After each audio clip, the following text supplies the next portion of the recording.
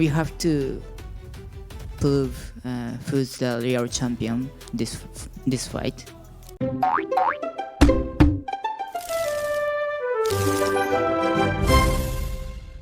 This is why UFC fighters are actually scared of JoshuaVan. His fucking boxing.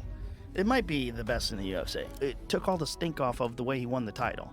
He's 24. Right. He's gonna be your champ for a very long time. At just 24 years old, JoshuaVan is the youngest UFC champion since Jon Jones, the first fighter from Myanmar ever signed by the promotion, and the most prolific volume striker in UFC history. After silencing his doubters in a brutal title defense against Tatsuro Taira at UFC 328, he stands as the undisputed king of the flyweight division. But the fear didn't start with the belt. It started years before, the moment JoshuaVan began running through everyone the UFC put in front of him. JoshuaVan's path to UFC gold was the second fastest in promotion history, behind only Jon Jones, and the most unexpected. The kid from Myanmar took a short-notice debut against UFC veteran Zhalgas Zhumagulov in June 2023 and won a competitive split decision. 4 months later, he was at Madison Square Garden, outworking Kevin Borjas for another decision. 2 wins, 2 rungs up the ladder.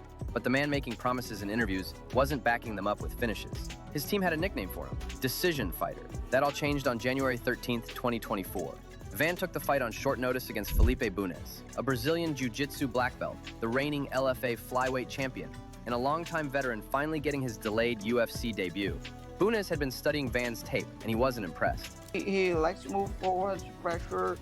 He seems strong and aggressive, but I see a lot of flaws in his game, especially in his grappling. He doesn't seem to have much of a grappling game. Not only did Bunes mock Van's ground game, he predicted exactly how he'd finish him. I see myself finish him either by KO or submission, but judging by the way that he fought his last fight, I see myself catching him with a knee. Van wasn't worried about the knee. In fact, he was already game planning for it. In round 1, Van struggled to find his range against Bunes' 71-inch reach, the longest he'd ever faced. But in round 2, he cracked the code, using fake body shots to bait the knees Bunes had promised, then turning them into openings. The pressure became unbearable, and Van swarmed Bunes against the cage with strikes until the referee was forced to step in at 4:31 of round 2. Van's first UFC finish. After the fight, Van revealed his team had been giving him hell. I ain't gonna lie, man, my team, this whole past 2 weeks, man, they be talking mess about me not getting the finish. They call me a decision fighter, you know, so I have to prove a point and get a finish this fight. You know, he got a long reach, and I was trying to find a way to get in. So in the second round, it was a lot easier. And as for Bunes' big prediction about that knee, Bunes' prediction had been turned into Van's blueprint. The decision fighter label was dead. The fearless was just getting started. After his finish of Bunes, Van suffered his only UFC setback in July 2024, when he was knocked out by Charles Johnson. But he didn't let it slow him down. 2 months later at UFC 306, he bounced back with a decision win over Edgar Chairez. By December, Van was ready for a real ranked test, and the UFC matched him up with number 14 ranked Cody Durden at UFC 310. Durden was an American top team product with nearly twice the pro experience of Van. He was coming off a $50,000 bonus-winning upset of Matt Schnell at bantamweight on 4 days' notice. And he made it crystal clear before the fight that he saw himself as the gatekeeper Van wouldn't get past.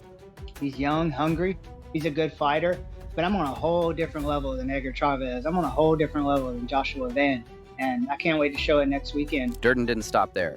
I believe it's going to come together next weekend, and I can't wait to shine. My striking's going to shine, you know. JoshuaVan's got good boxing, but man, I'm a totally different, I'm an MMA fighter, you know what I mean?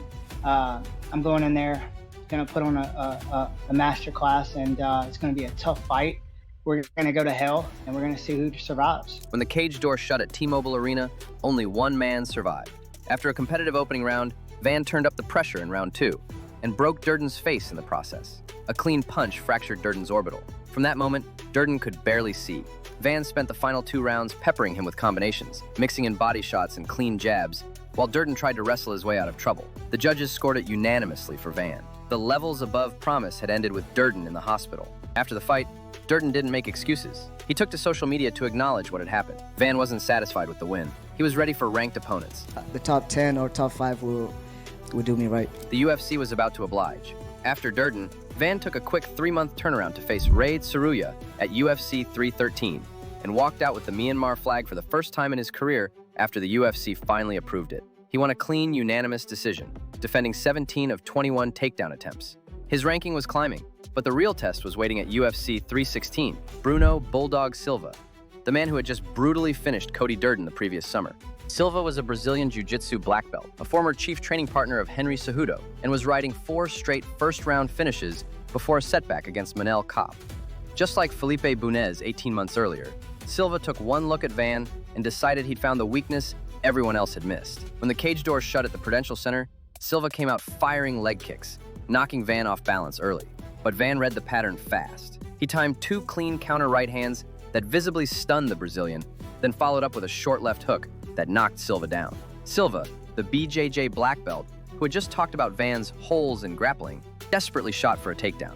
Van stuffed it like it was nothing. From there, it was a one-sided beatdown. Round after round, Van picked Silva apart on the feet, while shutting down every grappling exchange Silva tried to initiate. Late in round 3, with Silva already broken, Van swarmed him with strikes until the ref had to stop the fight at 4:01 of round 3.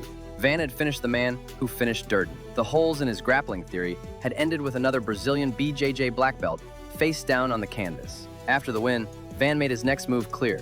See, I'm not really the guys to call out people, but I heard the UFC is coming to Texas, you know what I mean? And I also heard Moreno will want to fight on UFC Noche, so Texas versus Mexican, you know what I mean? But the UFC had other plans, and they were about to put him in the deep end. Just 3 weeks after dismantling Bruno Silva, Van's phone rang. Manel Kape had withdrawn with an injury and pulled out of his UFC 317 title eliminator against Brandon Royval. The UFC needed a replacement. They called Van, and he didn't hesitate. Yeah, man, when they call me Sunday, you know what I mean, it's just opportunity that I can't say no. And I told the media I want to fight as soon as possible. So you know what I mean. The UFC gave me a matchup, and I have to say yes. Yeah, he was like, "Hey man, you want to fight Royval?" I said, "Yeah." This was a massive jump. Royval was the #1 ranked flyweight in the world, a 2-time title challenger, and had just put together back-to-back wins over Brandon Moreno and Tatsuro Taira. Van, by contrast, was ranked number 12, taking the fight on 3 weeks' notice, his 4th bout in 9 months. Most analysts thought it was too much, too soon. Royval certainly wasn't worried. That's what I'm hearing and I'm telling you guys right now. Is I win this fight, I make a statement, I go get a title shot. When the cage door shut at T-Mobile Arena, both men did exactly that to each other. From the opening bell, Van and Royval traded combinations at a pace flyweights had never sustained before. By the end of the fight, the two had landed a combined 419 significant strikes, the most in any 3-round UFC fight in history, and the first time ever that both flyweights had landed more than 200. Royval brought everything he had. Van brought back more. He pressed forward, 8 clean shots, returned harder ones, and by the championship rounds, his volume was breaking Royval down. A late surge in the 3rd round swung the scorecards. When the final bell rang, all 3 judges scored it for Van. He had just beaten the #1 contender on 3 weeks' notice in what was immediately called the fight of the year. After the fight, Van walked to the post-fight interview and made his message clear. Me and my team always know, you know, what we can do. So nothing surprised me, you know what I mean? So I know I was always going to be here at the #1 spot. Remember, I bring my name? Yep. Now it's #1, JoshuaVan. And he had a warning for the champion waiting for him. My takedown defense is on point too, so he never fought JoshuaVan. And so he, you know what I mean, soon we're going to find out. Like I said, man, I'm JoshuaVan. I don't fight like this, guys. Yeah. So it's going to be a whole different fight. Months later, even Royval would admit he had underestimated what he was walking into. Okay, I fought JoshuaVan as dumb as I could fight somebody in this world. And I knew I was going to do that. I wanted to go do that. I wanted to go box him in the pocket. I wanted to prove something, and didn't work out necessarily. The kid from Myanmar had earned his title shot, and Alexander Pantoja was up next. Just 6 months after his war with Royval, Van walked into T-Mobile Arena at UFC 323 with a chance to take everything. Standing across from him was Alexander Pantoja, the cannibal, riding an 8-fight win streak with 4 consecutive title defenses. Pantoja had cleared out everyone in front of him. Brandon Royval twice, Brandon Moreno, Kai Asakura, Kai Kara France, Steve Ursig. Some had already begun comparing him to Demetrius Johnson in the division's all-time GOAT debate. The betting markets made Van a +200 underdog. Pantoja was confident he'd extend his reign with another submission. Joshua, he's the next. If I can bet, but I can. Why not submission, bro? Easy money, man. I thinking about the guys in the last my two fights. See the odds. Pantoja finish with submission. Maybe I need a choke. A lot of money, bro. Free money. If I can bet, Pantoja versus JoshuaVan need the choke. I don't know the round. Van didn't share Pantoja's confidence in a submission. In fact, he predicted something no one had ever done, finishing the champion inside the distance. I feel like I'm gonna knock him out inside 3 rounds.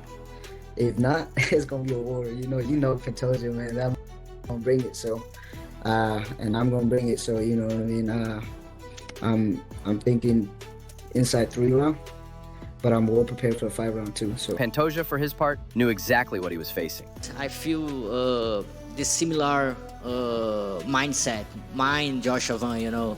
I think when you bring all that for you, you can see your opponent is a tough opponent, you know. When the cage door shut, the fight everyone wanted lasted 26 seconds.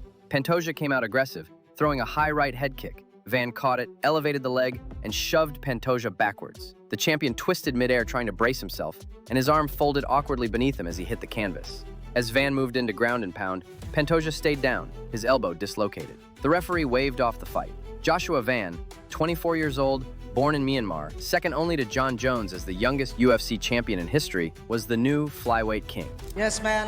He's like I say, he's one of the greatest of all time. And I didn't want the fight to go that way.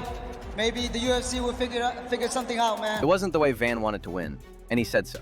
But the doubters came hard, and they had a name for him. Paper champion. The injury, they said, hadn't been Van's doing. Pantoja had beaten himself. Van hadn't earned the belt. He'd been handed it. Van wasn't having it. I pushed him, and that's when he broke his arm. Didn't think it was an accident. I made it happen. And when pressed about it, he went even further. He kicked me, I pushed him, and I think a black belt should know how to fall. Van had the belt. But to shake the paper champion label, he needed something the Pantoja fight didn't give him: a legitimate, undisputed, no asterisk title defense. And waiting for him at UFC 328 was the perfect test. For Van's first title defense, the UFC put him across from Tatsuro Taira, a 26-year-old phenom from Okinawa, ranked number 3 at flyweight, riding back-to-back finishes, including a brutal second-round TKO of former champion Brandon Moreno. Taira was 8-1 in the UFC, an elite grappler with a 77% career finish rate, and had been called a future champion since the day he signed. And the paper champion talk had pushed something rare. For the first time in his career, a reigning UFC champion was the betting underdog at his own title defense. The odds makers had Van at plus 135. Taira had no doubts about why. We have to prove who's the real champion this fight. He didn't stop there. Taira intended to put on a clinic. Japanese fans have been waiting for the UFC belt.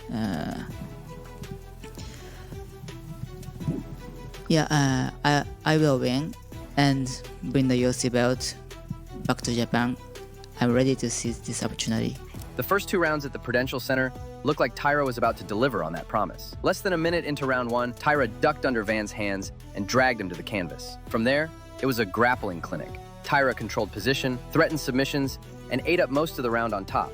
He did the same thing in round 2. The crowd shifted. The real champion narrative felt like it was about to be answered the wrong way. But Van kept getting up, and every time he did, he won the striking exchanges. Near the end of the second round, Van caught Taira with a right hand that dropped him to the canvas, the first crack in Taira's plan. By round 3, Van was a different fighter. He bloodied Taira with combinations, sent him stumbling with a clean jab, and started turning Taira's wrestling into wasted energy. He carried that momentum into round 4, evening the fight up 2 rounds apiece. The 5th and final round would decide the title, and that's exactly where Van wanted to be. In the 5th round, Taira's tank ran dry. Van pressed forward, attacked the body just like his coach had told him to, and broke Taira down. A clean shot sent Taira to the canvas. Van swarmed with strikes, and at 132 of round 5, the referee waved it off. Van had outlanded Taira 131 to 55 in significant strikes, stuffed 13 of his 21 takedown attempts, finished a top 3 contender inside the championship rounds of a 5-round title fight. Both men walked away with $100,000 fight of the night bonuses. The paper champion was gone. He's a tough motherfucker,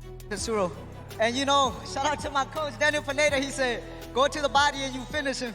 As soon as I go to the body, it was over. And with Pantoja sitting cage side, watching the entire thing, Van made his message to the former champion clear. You better get your right. We can run it back if you want. JoshuaVan wasn't a paper champion. He was the champion. JoshuaVan is exactly what his nickname promises: fearless. And the rest of the flyweight division has every reason to be terrified of that. He is well-rounded, ice-cold under pressure, and nearly impossible to beat. He's the first fighter from Myanmar in UFC history, the first fighter born in the 2000s to win UFC gold, the second youngest champion in UFC history behind only Jon Jones. He averages the highest significant strikes per minute of any fighter in the history of the promotion. And at 24 years old, he's only getting started. Is there anyone who can beat him? And who do you want to see featured next in this series? Drop your answers in the comments and subscribe to the channel if you enjoyed the video.